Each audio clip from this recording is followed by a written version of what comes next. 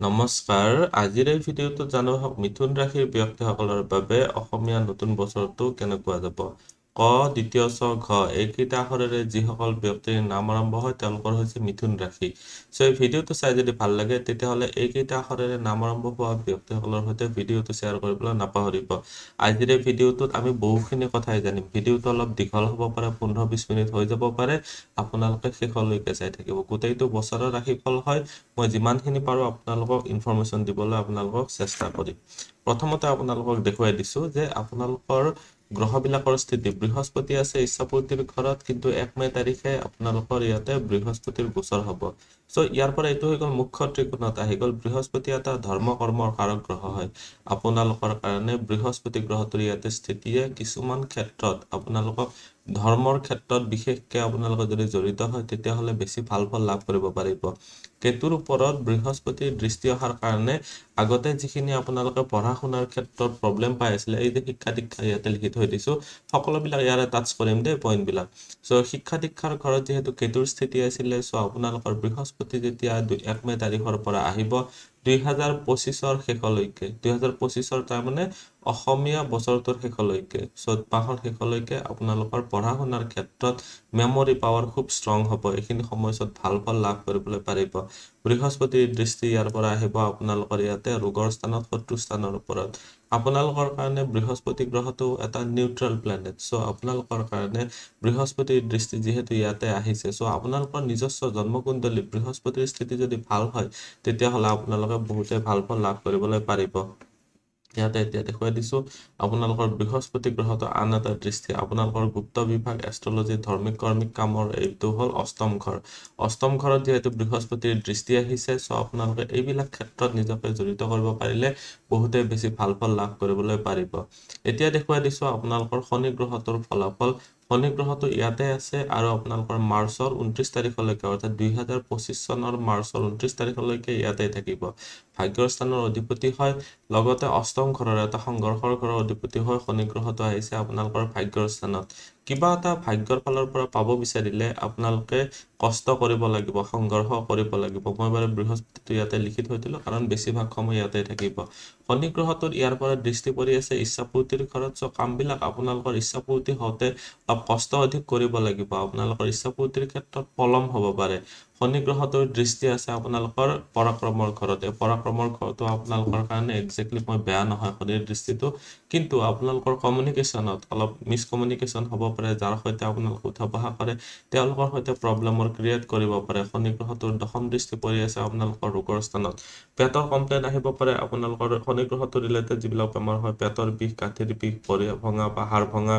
তাৰপিছত পেৰালাইচিছ কৰ্কট ৰোগ হৈছে হতাশা ডিপ্ৰেছন জনিত কাণেৰে কম শুনা পাইছে এইবিলাক বেমাৰৰ ক্ষেত্ৰত অলপ বেছি সাৱধান হ'ব লাগিব এতিয়া আপোনালোকৰ দেখুৱাই দিছো ৰাহুৰ স্থিতি আছে যেহেতু গোটেইটো বছৰে আপোনালোকৰ কৰ্মস্থানত ৰাহু গ্ৰহটো এইটো বৃহস্পতিৰ মীন ৰাশিত বৰ এটা পজিটিভ নহয় কিছুমান মানে টেক্সটত পোৱা যায় যে ৰাহু গ্ৰহটো ইয়াতে নিচস্থ হয় সো ৰাহু গ্ৰহটোৰ ফালৰ পৰা বেছি এক্সপেক্টেশন ৰাখিব নোৱাৰে এইটো ঘৰৰ অধিপতি বৃহস্পতি যেহেতু আপোনালোকৰ ইয়াৰ পৰা দ্বাদশস্থ হ'ব তাৰমানে দ্বাদশ ঘৰত যাব ঘৰৰ পৰা দূৰত যায় যদি কিবা প্ৰফেশনৰ সৈতে জড়িত হৈ আছে তেতিয়াহ'লে আপোনালোকৰ কাৰণে ভাল তেতিয়াহে আপোনালোকে বেছি ভাল ফল লাভ কৰিবলৈ পাৰিব আপোনালোকৰ কমিউনিকেশ্যনৰ ক্ষেত্ৰত অলপ আপোনালোকে ডেভেলপমেন্ট ৰাখিব লাগিব আপোনালোকৰ কৰ্মস্থানত পৰা দ্বাদশ ঘৰত শনি গ্ৰহটোৰ গোচৰৰ কাৰণে কৰ্মস্থানৰ ক্ষেত্ৰত বিশেষকৈ কৈছো যে কষ্ট বেছি কৰিব লাগিব ৰাহুৰ দৃষ্টি আছে ধনস্থানত মনৰ কিছুমান ভয় বা সংশয় ভাৱৰ কাৰণে আপোনালোকৰ খৰচ বেছি হ'ব পাৰে এইখিনি সময়ছোৱাত জমা ধন কিছুমান মনৰ ভয় ভাৱৰ কাৰণে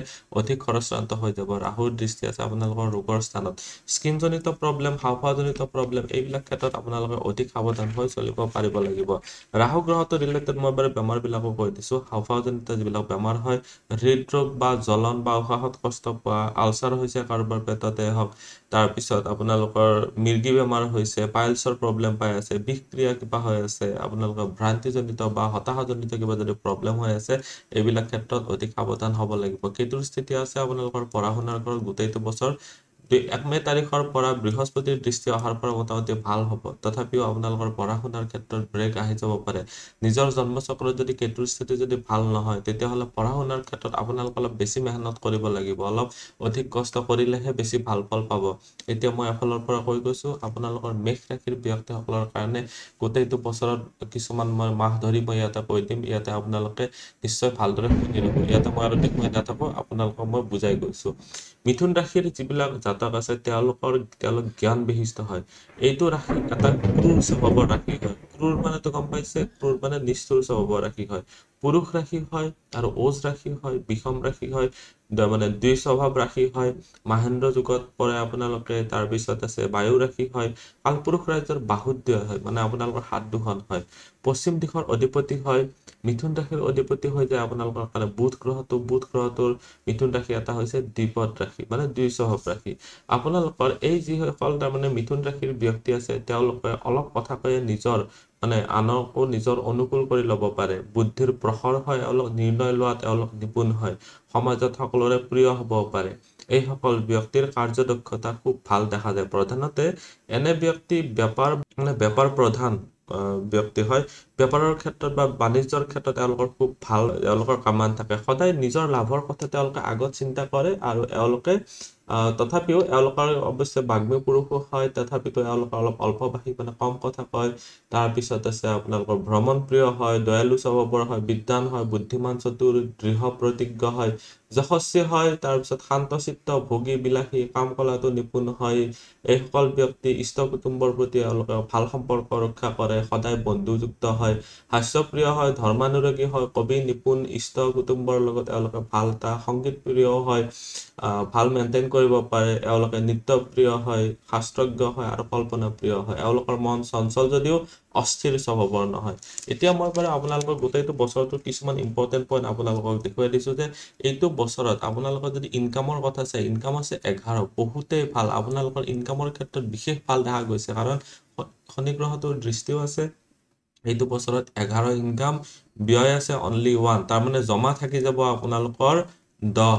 তাৰমানে 11 ইনকাম, ব্যয় খৰচ 2 আৰু জমা থাকি যাব 10। তাৰমানে আপোনালোকে যিমান ইনকাম কৰিব মোটামুটি সিমানখিনিয়ে আপোনালোকে জমা কৰিবলৈ পাৰিব। বহুত ভাল হ'ল। তাৰমানে এইটো অসমীয়া নতুন বছৰ, এই 14 এপ্ৰিলৰ পৰা আৰম্ভ কৰি 2025ৰ 14 এপ্ৰিললৈকে ধৰ্মিক কৰ্মিক ক্ষেত্ৰত, ধৰ্মৰ ক্ষেত্ৰত আপোনালোকৰ 6 দিছে আৰু তাৰপিছত অধৰ্মৰ ক্ষেত্ৰত 2 দেখা দিছে। তাৰমানে ধৰ্মৰ ক্ষেত্ৰতে আপোনালোকে চলিব পাৰিব। সুখৰ ক্ষেত্ৰত 3, দুখৰ ক্ষেত্ৰত 1। তাৰমানে বৰ বহুত সুখো নহয়, বৰ বহুত দুখো নহয়, তেনেকুৱা ধৰণে মিডিয়াম কোৱালিটিতে আপোনালোকে চলি থাকিবলৈ পাৰিব। ধৈৰ্য আছে 4, উন্মত্ত আছে 6। তাৰমানে ধৈৰ্য কম, অধৈৰ্য বেছি দেখা গৈছে। উন্মত্ত মানে যিটো অস্থিৰ স্বভাৱ, আপোনালোকৰ হঠাতে যিটো সংগ্ৰাস উঠি যায়, এইটো ধৰণৰ। ঠিক আছে। নিদ্ৰা আছে 5 আৰু জাগ্ৰত আছে 0। তাৰমানে 5 নিদ্ৰা আহিলে, জাগ্ৰত 0। তাৰমানে টোপনি বহুত বৰ ভাল নহয় যদিও আপোনালোকৰ টোপনি অলপ বেছি থাকিব। বেছি সময়ত আপোনালোকৰ যিটো ডিজি ফিলিং বা আপোনালোকৰ এলেহুৱা নেচাৰটো অলপ এক্টিভ থাকিব গোটেইটো বছৰ। তাৰপিছত সুশীলত আছে 7 আৰু কুৰূপ যিটো কুৎসিত হয় তাতে আছে 1। তাৰমানে বেছি আপোনালোকৰ দেহৰ উজ্জ্বলতা ভাল থাকিব। আপোনালোকৰ দেশনীয়াভাৱে এইখিনি সময়ছোৱাত আপোনালোকৰ স্বাস্থ্য পাতিৰ ক্ষেত্ৰতো মনোযোগ দি ৰাখিব পাৰিব।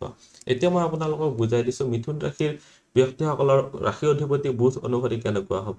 এই ৰাশিৰ ব্যক্তিসকল সাধাৰণতে সুন্দৰ শৰীৰ বিশিষ্ট হয়, নম্ৰ হয়, ভদ্ৰ হয়, পণ্ডিতপূৰ্ণ হৈ যায়। তাৰপিছত ভোগী, ত্যাগী, ধনী, গুণৱান, নৃত্য গীতত আৰু বাদ্যযন্ত্ৰত আদি এইবিলাকত তাৰমানে কমিউনিকেশ্যন ৰিলেটেড যিবিলাক ফিল্ড হয়, যেনেকৈ মিডিয়া, এণ্টাৰটেইনমেণ্ট, টেলিভিছন চেক্টৰত তেওঁলোকে খুব ভাল পাৰফৰ্ম কৰিব পাৰে। মিথুন ৰাশিৰ জাতিকা যিসকল আছে তেওঁলোক কৰ্কশভাষী হয়, তাৰমানে অলপ কথাবিলাক নিৰসভাৱে কয়, কামযুক্ত হয়। তাৰপিছত আছে আচাৰ ব্যৱহাৰ হীনা বুলি কোৱা হৈছে, তাৰমানে ভালদৰে তেওঁলোকে মানুহৰ সৈতে কথা বতৰা পাতিব নাজানে বুলি কোৱা হৈছে। তাৰপিছত অত্যাধিক আৰু খৰচী হয়। তাৰপিছত মিথুন ৰাশিৰ ব্যক্তিসকলৰ কাৰণে ৰবি, মংগল, বৃহস্পতি এইকেইটা হৈ গ'ল অশুভ গ্ৰহ। এইকেইটা গ্ৰহ বৰ এটা ভাল নহয়। শুক্ৰ গ্ৰহটো তেওঁলোকৰ কাৰণে ভাল গ্ৰহ, শুভ গ্ৰহ লাইনত আহি যায়। কিন্তু আপোনালোকৰ চন্দ্ৰ গ্ৰহটো পাপ গ্ৰহৰ যদি সংস্পৰ্শত আহে, তেতিয়াহ'লে এইটো এটা মাৰক গ্ৰহৰ নিচিনা ফলাফল দিয়ে। আপোনালোকৰ এতিয়া দেখুৱাই দিছোঁ আপোনালোকৰ কাৰণে শুভ দিশ। আপোনালোকৰ কাৰণে শুভ দিশ মানে ভাল দিশ, যিটো দিশত যদি আপোনালোকে পঢ়া শুনা কৰে বা উত্তৰ দিশটো আপোনালোকৰ কাৰণে ভাল। শুভ ৰং হৈছে সেউজীয়া, শুভ সংখ্যা হৈছে 5 আৰু 8। শুভবাৰ হৈছে বুধবাৰ, কাৰণ বুধ গ্ৰহটো ৰাশি হয়। চ' এই বছৰটোৰ এতিয়া আৰম্ভণিৰে পৰা মাহ অনুযায়ী কেনেকুৱা কি আছে মই গোটেইখিনি কৈ গৈছো, আপোনালোকে মনোযোগ দি শুনিব। বছৰটোৰ আৰম্ভণিতে আপোনালোকৰ ৰাশিতে দেখিবলৈ পাৰিছে ইয়াতে চন্দ্ৰ গ্ৰহটোৰ স্থিতি আছে। চ' চন্দ্ৰ গ্ৰহটো আপোনালোকৰ জন্মৰ সময়তে ইয়াতে আছিলে। ইয়াৰ কাৰণে চন্দ্ৰ ৰাশিত অৱস্থান থকাৰ কাৰণে আপোনালোকৰ বছৰটোৰ আৰম্ভণিতে শাৰীৰিক ক্ষেত্ৰত চৰ্দি জ্বৰ এইবিলাক হ'ব পাৰে। শ্লেষ্মা বা কষ্ট হৈছে, তাৰ কাৰণে টনচিল হৈছে, চাইনাছজনিত প্ৰব্লেম হ'ব পাৰে। এইখিনি সময়ছোৱাত সাৱধান হ'ব লাগিব। জেঠ মাহত আপোনালোকৰ ৰবি দ্বাদশ ঘৰত থকাৰ কাৰণে আপোনালোকৰ মূৰৰ বিষ, চকুৰ অসুখ, ব্ৰণ ৰোগ, তাপজনিত ৰোগৰ আপোনালোকৰ সংখ্যা দেখা গৈছে। তাৰপিছত বহাগ মাহৰ শেষৰ পৰা আপোনালোকৰ গুৰু তাৰমানে ইয়াতে আছে। তো বহাগ মাহৰ শেষ একজেক্টলি নহয়, আপোনালোকৰ 15 তাৰিখৰ পৰা মোটামুটি হ'ব। ইয়াতে আপোনালোকৰ গুৰু দ্বাদশ ঘৰত, বৃহস্পতি দ্বাদশ ঘৰত গোচৰ কৰিব। এইখিনি সময়ছোৱাত শাৰীৰিক ক্ষেত্ৰত আপোনালোকৰ বুকুৰ বিষ হ'ব পাৰে, লিভাৰৰ অসুখ হ'ব পাৰে, মুখৰ ঘাঁ, হৃদৰোগৰ শংকা, স্মৃতিশক্তি অলপ হ্ৰাস পাইছে, হীনমন্যতাত ভোগা আদিৰ প্ৰভাৱত আজি থাকিব। আহাৰ মাহৰ শেষৰ পৰা বছৰটোৰ শেষলৈকে মংগল গ্ৰহটোৰ দ্বাদশ ৰাশিত আপোনালোকৰ থাকিব আৰু দ্বিতীয়ত অৱস্থান কৰি আপোনালোকৰ শাৰীৰিক ৰক্ত দূষিত তেজৰ কিবা কিবি ধৰি লওক উপাদানৰ কম বেছি হৈছে, দাঁতৰ অসুখ হৈছে, পিত্ত ৰোগ হৈছে, অস্ত্ৰ আঘাত পাইছে, অগ্নি যান বাহন আদিৰ পৰা ভয় ভাৱ সেইখিনি সময়ছোৱাত থাকিব। অস্ত্ৰোপচাৰো হ'ব পাৰে সেইখিনি সময়ছোৱাত। আপোনালোকৰ যদি কিবা বেমাৰ হৈ আছে চাৰ্জাৰীও হৈ যাব পাৰে। মংগল গ্ৰহটোৰ অশুভ প্ৰভাৱৰ কাৰণে বিবাহ উপযুক্ত যিসকল আছে সেইসকল ব্যক্তিৰ বিবাহত নানান খেলি মেলি আৰু যোগাযোগত বাধা, বিবাহ, সম্পদ, শত্ৰু বৃদ্ধি আদিৰ ক্ষেত্ৰত প্ৰব্লেম দেখা গৈছে। অৰ্থৰো অপব্যয়, মানে টকা পইচাৰো আপোনালোকৰ অযথাভাৱে খৰচ হ'ব। এইখিনি সময়ছোৱাত সন্মানত হানি দেখা গৈছে। বিবাহ বিচ্ছেদৰ লগতে পাৰিবাৰিক অশান্তি, দাম্পত্য কলহ আদিৰ সৃষ্টি হ'ব পাৰে। আপোনালোকৰ ৰাশিৰ অধিপতি বুধ গ্ৰহটো একাদশত যেতিয়া যায়, নিচস্থ ৰাশিত যিহেতু আৰম্ভণিতে আছে, এইখিনি সময়ছোৱাত বছৰটোৰ আৰম্ভণিতে নাৰ্ভৰ ৰোগ হ'ব পাৰে, স্মৃতিশক্তি লোপ পোৱা, আত্মীয় বিৰোধ আদিৰ লগতে আৰ্থিক অপচয় আৰু আয় হ্ৰাস, মানে ইনকামতো কম হোৱাৰ আপোনালোকৰ সংখ্যা দেখা গৈছে। আহাৰ মাহৰ পৰা বুধৰ প্ৰভাৱে মিথুন ৰাশিৰ ব্যক্তিক মানসিক উন্নতি, আৰ্থিক উন্নতি, শাৰীৰিক দিশত পূৰ্বৰ আশ্বাসসমূহ আপোনালোকৰ দূৰ কৰিবত সহায় কৰিব। বন্ধুৰ দ্বাৰা এইখিনি সময়ছোৱাত আহাৰ মাহৰ পৰা অলপ সহায় পাব। প্ৰেম প্ৰণয়তো এইখিনি সময়ছোৱাত সুফল দেখা গৈছে। বিবাহৰ যোগাযোগ চলিব যদিও মংগলৰ কিছু প্ৰভাৱ বিবাহত অলপ খেলি মেলিৰ শংকা থাকিব। এই বছৰটোৰ আৰম্ভণিৰে পৰা কেতু গ্ৰহটো আপোনালোকৰ চতুৰ্থত আছে। মই ইয়াতে দেখুৱাই দিছো, এইটো পঢ়া শুনাৰ ঘৰ হয়। কেতুৰ স্থিতিৰ কাৰণে আপোনালোকৰ এইখিনি সময়ছোৱাত বিদ্যা লাভত অলপ আশ্বাস থাকিব, অলপ খেলি মেলি হৈ থাকিব। বিদ্যাৰ ক্ষেত্ৰত বাধাও দেখা যাব। বন্ধু বিচ্ছেদ বা প্ৰেম প্ৰণয়ত আপোনালোকৰ অৰ্থ ব্যয় হ'ব, টকা পইচাৰ খৰচ বেছি হ'ব। সন্মান হানি আদিৰ লগতে বন্ধুৰ দ্বাৰা বিপথে পৰিচালিত হোৱা দেখা যায়। তাৰমানে চতুৰ্থ ঘৰটো বন্ধু স্থানৰ হৈ যায়। আপোনালোকৰ নিচাজাতীয় দ্ৰব্য সেৱন কৰি বা অংশীদাৰী ব্যৱসায়তো আপোনালোকৰ লোকচান হ'ব পাৰে। জেঠ মাহৰ পৰা দ্বাদশ বৃহস্পতিৰ যিহেতু আপোনালোকৰ কেতুৰ ওপৰত থাকিব, কিছু অশুভত্ব হ্ৰাস পাব। মই যে কৈছিলো কেতুৰ ওপৰত বৃহস্পতিৰ দৃষ্টি অহাৰ কাৰণে পঢ়া শুনাৰ ক্ষেত্ৰত গুৰুৰ পৰা সহায় লাভ কৰিব পাৰিব। গুৰু চণ্ডাল যুগৰ ফলত আপোনালোকে এইখিনি সময়ছোৱাত স্থানীয় ব্যক্তিৰ দ্বাৰা আপোনালোকৰ সন্মান হানি হ'ব পাৰে, মতবিৰোধৰ সৃষ্টি হ'ব পাৰে। আৰম্ভণিতে পঞ্চমত আপোনালোকৰ শুক্ৰ গ্ৰহটো আৰু আপোনালোকৰ পঞ্চমপতি তাৰমানে শুক্ৰ গ্ৰহটো দশমত গৈ তুংগী হৈ থকাৰ কাৰণে উচ্চ শিক্ষাৰ্থীৰ ক্ষেত্ৰত বিদ্যালাভত ভাল দেখা গৈছে। বিশেষকৈ কলা বিভাগ মানে আৰ্টছৰ যিসকলে পঢ়ি আছে, বাণিজ্যিক বিভাগ যিয়ে কমাৰ্চ পঢ়ি আছে, তেওঁলোকৰ কাৰণে বিদ্যাত সুনাম অৰ্জন কৰিব পাৰিব। প্ৰশাসনিক বিদ্যাত বা প্ৰশাসনিক দিশৰ যি বিদ্যাত যিসকল আগ্ৰহী আছে, চিভিল চাৰ্ভিচৰ যিসকলে প্ৰিপাৰেচন কৰি আছে, তেওঁলোকৰ কাৰণে বিদ্যাৰ ক্ষেত্ৰতো শুভফল লাভ কৰিবলৈ পাৰিব। সপ্তম অধিপতি আপোনালোকৰ বৃহস্পতি হয়, কাৰণ ইয়াতে মই দেখুৱাই দিছো যে ব্যৱসায়ৰ ঘৰৰ ইয়াতে ধনু ৰাশি আৰু কৰ্মস্থানত মীন ৰাশি। সপ্তম অধিপতি বৃহস্পতি জেঠ মাহৰ পৰা দ্বাদশস্থ হোৱাৰ কাৰণে ব্যৱসায় বাণিজ্যত আয়তকৈ ব্যয়ৰ পৰিমাণ অলপ বৃদ্ধি হ'ব। লোকচানৰ সন্মুখীন হোৱা দেখা গৈছে ব্যৱসায়ৰ ক্ষেত্ৰত বিশেষকৈ বিদ্যাৰ লগত জড়িত ব্যৱসায় যেনেকুৱা কিতাপ কাগজ ছপাশাল, বিজ্ঞাপনৰ ব্যৱসায়, স্কুল, কলেজ আদিৰ পূৰ্বৰ তুলনাত আয় হ্ৰাস পাব আৰু কিছু স্থানত লোকচানৰ সংখ্যাও অধিক দেখা গৈছে। অৱশ্যে আপোনালোকে যিসকলে আন ব্যৱসায় যেনেকুৱা গাড়ী মটৰৰ ব্যৱসায়, ৰাস্তা ঘাট পদূলিৰ ব্যৱসায়, ঘৰ দুৱাৰ নিৰ্মাণ আদিৰ ক্ষেত্ৰত যদি আপোনালোকে কৰি আছে কাম, তেতিয়াহ'লে ভাৰসাম্যতা ঠিকেই থাকিব। আপোনালোকৰ যিসকল বিবাহৰ উপযোগী আছে, গুৰুৰ প্ৰভাৱত এইসকল ব্যক্তিৰ ক্ষেত্ৰত বিশেষভাৱে অশুভ প্ৰভাৱ পৰিলক্ষিত হৈছে, কাৰণ বৃহস্পতি যে কেনে দ্বাদশস্থ হ'ব।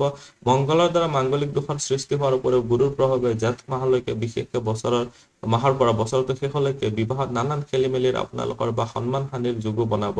ভাগ্যৰ স্থানত শনি গ্ৰহটো আছে যিহেতু বছৰটোৰ আৰম্ভণিৰে পৰা শেষলৈকে মিথুন ৰাশিৰ ব্যক্তিসকলৰ পূৰ্বৰ তুলনাত ভাগ্যৰ উন্নতি দেখা যাব। শনি গ্ৰহতে যিটো ঘৰত থাকে তাতে তাৰমানে উন্নতি বা ছাপোৰ্ট কৰে।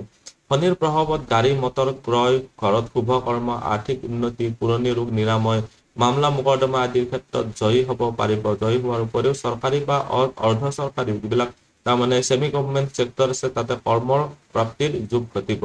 শনিৰ অশুভ ব্যক্তি যিসকলৰ জন্মকুণ্ডলীত তাৰমানে শনি গ্ৰহটো বেয়া অৱস্থাত আছে তেওঁলোকৰ কিছু অশুভ প্ৰভাৱ পৰিব যদিও ভাগ্যৰ উন্নতি আৰু নিজৰ চেষ্টাৰ ফলত তাৰমানে যিসকল মেষ ৰাশিৰ জাতক ব্যক্তি আছে তেওঁলোকৰ আৰ্থিক দিশত স্বাৱলম্বী হোৱাও দেখা গৈছে। কাৰণ ইনকামৰ ঘৰত শনি গ্ৰহটোৰ তৃতীয় দৃষ্টি পৰিব ভাগ্যৰ স্থানৰ পৰা। কিন্তু কষ্ট কৰিব লাগিব দেই। কৰ্ম অধিপতি গুৰু গ্ৰহটো বা বৃহস্পতি দ্বাদশস্থ হৈ জেঠ মাহৰ পৰা বছৰৰ শেষলৈকে, কৰ্মপতি গুৰু দ্বাদশস্থ হৈ জেঠ মাহৰ পৰা বছৰৰ শেষলৈকে প্ৰত্যাশীৰ যিসকল আশা কৰি আছে কৰ্ম লাভত বাধা অলপ দেখা গৈছে, খেলি মেলি দেখা গৈছে, অৰ্থ বা টকা পইচাৰ ব্যয় হ'ব, সময়ৰ অপচয়ৰ লগতে সন্মান লাঘৱ হোৱাও পৰিলক্ষিত হৈছে এইখিনি সময়ছোৱাত। আৰু ইফালে আপোনালোকৰতো দেখিব পাৰিছে যে ৰাহু গ্ৰহটো নিচস্থ ৰাশিত আছে। সেইটো কাৰণে আপোনালোকৰ বছৰটো শেষলৈকে অশুভ প্ৰভাৱ অলপ থাকিব। মিথুন ৰাশিৰ ব্যক্তিসকলৰ বছৰটোৰ নতুন কৰ্ম লাভত অলপ সমস্যা মানে নিজৰ ভুল ডিচিশ্যন হোৱাৰো যোগ দেখা গৈছে। যোগাযোগত বাধা আৰু কৰ্মৰত ব্যক্তিসকলৰ নানান প্ৰব্লেম ক্ৰিয়েট হৈ থাকিব। বছৰটোত বেছিভাগ সময়ে গুৰু আৰু কেতু আপোনালোকৰ অলপ প্ৰব্লেম ক্ৰিয়েট কৰি থাকিব। অশুভ প্ৰভাৱ দেখা গৈছে। বৃহস্পতিবাৰে আপোনালোকে পাৰিলে নিৰামিষ ভোজন কৰক প্ৰতিকাৰ স্বৰূপে। পিছবেলা ঘিৰ চাকি জ্বলাই আঠুকাৰি সেৱা কৰিব। তাৰপিছত ৰাতিৰ আহাৰ আপোনালোকে তাৰ লগত অকণমান ঘি, নামমাত্ৰ ঘি অকণমান দি খাব পাৰিলে আপোনালোকৰ কাৰণে ভাল হ'ব। যিসকল অৱশ্যে লিভাৰ ৰোগী আছে বা পেটৰ কমপ্লেইন আছে তেওঁলোকে নাখাব। চণ্ডাল ভোজন নাইবা ধূমাৱতী আৰু ছিন্নমস্তা, আচলতে এই দুটা মন্দিৰ আপোনালোকে বেলেগ জেগাত ক'ত আছে নাজানো, কিন্তু কামাখ্যা মন্দিৰৰ ওচৰত ধূমাৱতী আৰু ছিন্নমস্তা এই দুটা মন্দিৰ আছে। আপোনালোকে তাতে যাই এবাৰ হ'লেও চাকি জ্বলাব পাৰিলে খুব ভাল হ'ব। আজিৰ এই ভিডিঅ'টোত আমি মিথুন ৰাশিৰ ব্যক্তিসকলৰ বাবে অসমীয়া নতুন বছৰটো কেনেকুৱা যাব গোটেইখিনিয়ে জানিলো। ভিডিঅ'টো চাই কেনেকুৱা লাগিলে কমেণ্টত নিশ্চয় জনাব। আপুনিও যদি আপোনাৰ বিষয়ে জানিব বিচাৰে তেতিয়াহ'লে হোৱাটছএপত কণ্টেক্ট কৰিব পাৰে। ধন্যবাদ। এইটো ভিডিঅ'ত আগবঢ়োৱা জ্ঞানখিনিৰ পৰা যদি আনৰো উপকাৰ হ'ব ভাবে তেনেহ'লে বন্ধুবৰ্গ, আত্মীয় স্বজন আৰু চিনাকি মানুহৰ সৈতে শ্বেয়াৰো কৰিব। আপোনালোকে নেক্সট ভিডিঅ' কিহৰ ওপৰত চাব বিচাৰে কমেণ্টত জনাব। ধন্যবাদ।